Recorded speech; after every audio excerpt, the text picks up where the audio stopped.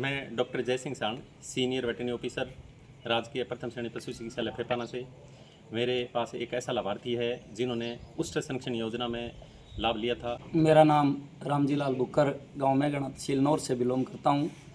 मार्च 2024 में मेरे एक ऊँटनी ने बच्चे को जन्म दिया। उसके उपलक्ष्य में मुझे 5,000 रुपये की पहली किस्त प्राप्त हुई और जैसे ही अगले साल बच्चा 1 साल का हुआ, दूसरी किस्त का लाभ मुझे प्राप्त हुआ। इसलिए मैं पशुपालन विभाग और राजस्थान सरकार की जो उष्ट संरक्षण योजना है उन्हें और हमारी प्रिय डॉक्टर जय सिंह जी सारण को तहे दिल से धन्यवाद ज्ञापित करता हूँ। साथियों नमस्कार, आपका एक बार फिर से स्वागत है आपके अपने चैनल पशु दर्शन में। तो साथियों, राजस्थान के अंदर अगर आप ऊँट पालन कर रहे हैं या ऊँट पालन करने का मन में विचार आ रहा है तो ये वीडियो आपके लिए है, क्योंकि राज्य सरकार द्वारा राजस्थान में पशुपालकों के लिए एक बहुत ही महत्वपूर्ण योजना संचालित की जा रही है जिसका नाम है उष्ट संरक्षण योजना यानी कैमल कंजर्वेशन स्कीम। तो आज अपने इस योजना के बारे में विस्तार से चर्चा करेंगे। तो आज हमारे साथ हैं डॉक्टर प्रेमजीत ढींगड़ा, हनुमानगढ़ के इस योजना के प्रभारी हैं। इन्हीं की देखरेख में पूरे ज़िले में उष्ट संरक्षण योजना संचालित की जा रही है। तो आज इनसे बात करेंगे कि ये योजना किस प्रकार कार्य करती है और इसकी क्यों ज़रूरत पड़ी। नमस्कार डॉक्टर साहब। नमस्कार विजय जी। तो सर, आप सबसे पहले तो बताइए कि उष्ट संरक्षण योजना लाने की ज़रूरत ही क्यों पड़ी, पहले तो बात करें तो। साथियों देखिए, ऊँट को रेगिस्तान का जहाज़ कहा जाता है। बिल्कुल। और रेगिस्तानी इलाकों या राजस्थान के इलाके के अंदर इसकी खेती में बहुत बड़ी महत्वपूर्ण भूमिका है। बिल्कुल। लेकिन हाल ही के वर्षों में मैकेनिकल इंस्ट्रूमेंट्स के आविष्कार के बाद ऊँटों की संख्या में कुछ कमी आई, काफ़ी कमी आई है। इसको देखते हुए राज्य सरकार ने उष्ट संरक्षण योजना को आरंभ किया। ठीक है, तो अपने बात करें डॉक्टर साहब, ये योजना कब शुरू हुई है? राज्य सरकार ने नवंबर 22 से इस योजना का शुभारंभ किया और अब तक लगातार चल रही है। ये योजना सिर्फ और सिर्फ राजस्थान के मूल निवासियों के लिए स्टार्ट की गई। बिल्कुल। तो अपने बात करें भी जो उष्ट संरक्षण योजना है, इसके मुख्य आप थोड़ा पशुपालकों को उद्देश्य बताइए। उद्देश्य तो यही है कि ऊँटों की घटती संख्या को रोकना, ऊँट प्रजनन को प्रोत्साहित करना, ऊँट पालकों की आजीविका को मजबूत करना और ऊँटों के स्वास्थ्य, टीकाकरण, उपचार आदि पर ध्यान देने के लिए ये योजना शुरू की गई। ठीक है, मतलब इस योजना के अंदर ऊँटों के प्रजनन को बढ़ावा देने के साथ साथ उनके स्वास्थ्य की देखभाल भी इसमें शामिल है। बिल्कुल। इस पे भी ध्यान दिया गया है। तो इसमें जैसे कोई राजस्थान का, आपने बता दिया कि राजस्थान का मूल निवासी है, उसके लिए ये योजना है। जी। तो इसमें आवेदन किस प्रकार कर सकता है? पहले मैं आपको इसकी ये बता देता हूँ कि इसमें पात्रता क्या क्या होती है। जी। राजस्थान का मूल निवासी होना चाहिए जी। ऊँट पालक होना चाहिए। ये इसकी मुख्य पात्रता है। जी। ठीक है। अब इसमें क्या होता है कि मैं आपको थोड़ा विस्तार से इसका बताता हूँ। जैसे ही आपकी जो शी कैमल है यानी ऊँटनी जिसको कहते हैं, उसने नवजात बच्चे को जन्म दिया, तो जो टोडिया, जिसको अपने देसी भाषा में टोडिया कहते हैं, 0 से 2 महीने तक की अवधि में उसके लिए आवेदन किया जा सकता है। ठीक है। उसमें आवश्यक जो डॉक्यूमेंट्स या दस्तावेज जो है, आधार कार्ड होना चाहिए, बैंक खाते की पासबुक होनी चाहिए और ऊँटनी और टोडिये का पूरा विवरण, जन आधार कार्ड, ये सब डॉक्यूमेंट्स जरूरी है। और आवेदन कैसे करना है, इसकी प्रक्रिया ये है कि नज़दीकी ई मित्र पर एक हमारी राज्य सरकार ने एक उष्ट संरक्षण योजना के नाम से एक वेबसाइट बना रखी जी। सॉफ्टवेयर है एक CSS के नाम से।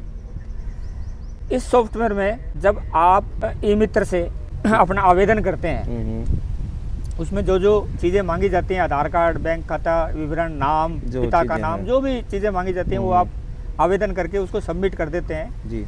वो आवेदन जिला कार्यालय पहुंचता है। बिल्कुल। जिला कार्यालय से उस आवेदन को जहाँ का पशुपालक उष्ट पालक है उसके नज़दीकी संस्था को ट्रांसफ़र कर दिया जाता है। बिल्कुल।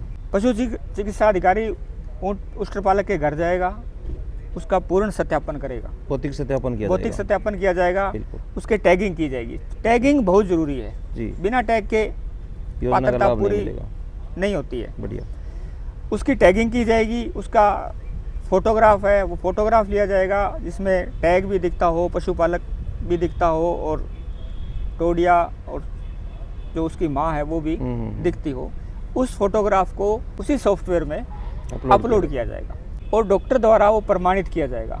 प्रमाणित करने के बाद जब वो अपलोड हो जाता है तो वो पुणे जिला कार्यालय आता है। जिला कार्यालय से फिर उसकी वित्तीय स्वीकृति निकाली जाती है, ठीक है, उसके डॉक्यूमेंट्स लिए जाते हैं और उसको भुगतान किया जाता है। ठीक है।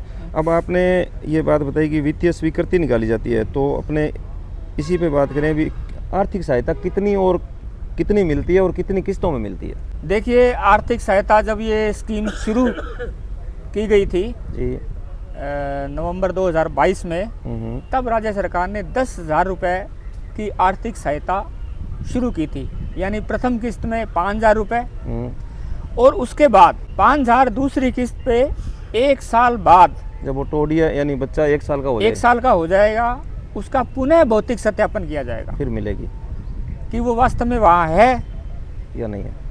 या नहीं। अगर उसने बेच दिया है तो उसकी सूचना उसको देनी पड़ेगी, या किसी कारण से असामयिक मृत्यु हो जाती है उसकी, तो उसको योजना का लाभ नहीं मिलेगा। ठीक है।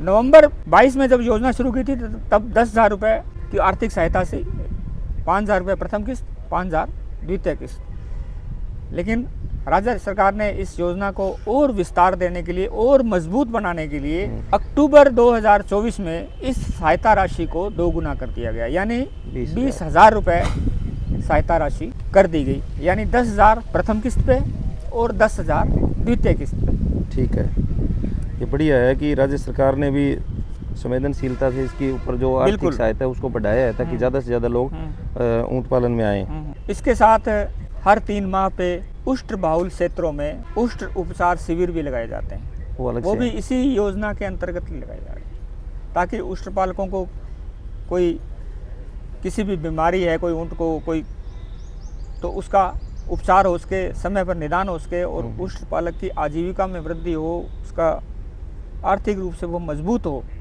इस उद्देश्य को लेकर ये योजना शुरू की गई है। अच्छी संख्या में आवेदन आ भी रहे हैं और उनका नियमित भुगतान किया भी जा रहा है। जो उनकी भुगतान की राशि है वो सीधे उनके खातों में ट्रांसफ़र होती जाती है। Direct beneficiary transfer DBT scheme के अंदर उनके खातों में ही सीधी ट्रांसफ़र की जाती है। बिल्कुल, ये अच्छी बात है।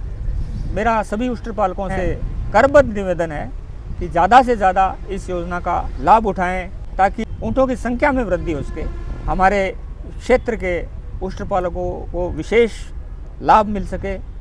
बहुत बढ़िया, आपने उष्ट संरक्षण योजना के बारे में बड़ी विस्तार से बात बताई। तो मुझे आशा ही नहीं, विश्वास है कि पशुपालकों को इस योजना के बारे में अगर पहले से पता नहीं था, और जिनको पता था तो आंशिक पता था, उनको भी इसकी योजना का पूरा पता लगेगा, और वो अपने इर्द गिर्द जो भी लोग ऊँट पालन कर रहे हैं, हाँ। तो उनको भी पता चलेगा, तो ज़्यादा से ज़्यादा लोगों को फ़ायदा मिले, हाँ। और ज़्यादा से ज़्यादा ऊँटों की जो संख्या में जो गिरावट आई है वो बढ़ोतरी होकर एक सामान्य स्थिति पे आए। तो मेरा सभी पशुपालक भाइयों से और विभागीय अधिकारी कर्मचारियों से भी हमारा निवेदन रहेगा कि आप एक्सटेंशन वर्क के रूप में अपने आसपास जो भी कोई उष्ट पालन करना चाहता है या ऑलरेडी कर रहा है, तो उनको इस योजना की जानकारी ज़रूर दें, ताकि वो जो राज्य सरकार द्वारा इस योजना के तहत जो आर्थिक मदद और चिकित्सा सुविधा मुहैया करवाई जा रही है उसका फ़ायदा मिले, ताकि सही अर्थों में इस योजना को अपने सभी मिलकर सफल कर सकें। तो ये ज़्यादा से ज़्यादा शेयर करें, और मिलते हैं अपने नए वीडियो में जल्दी एक महत्वाकांक्षी योजना के साथ। तब तक के लिए धन्यवाद।